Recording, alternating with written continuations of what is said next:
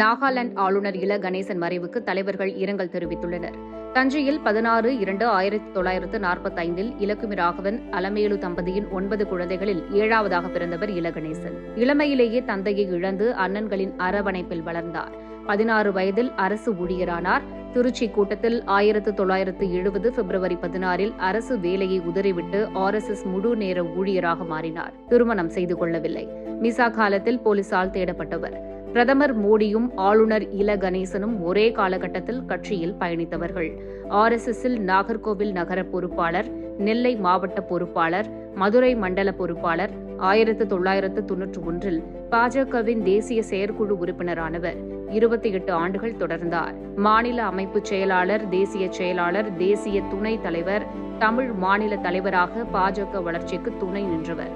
மாநிலங்களவை உறுப்பினர், நாகாலாந்து மாநில ஆளுநர் பணியில் இருந்தவர். பாஜகவின் ஒரே நாடு பத்திரிகையின் ஆசிரியர், பொற்றாமரை இலக்கிய அமைப்பின் தலைவராக இலக்கிய பணி செய்தவர்.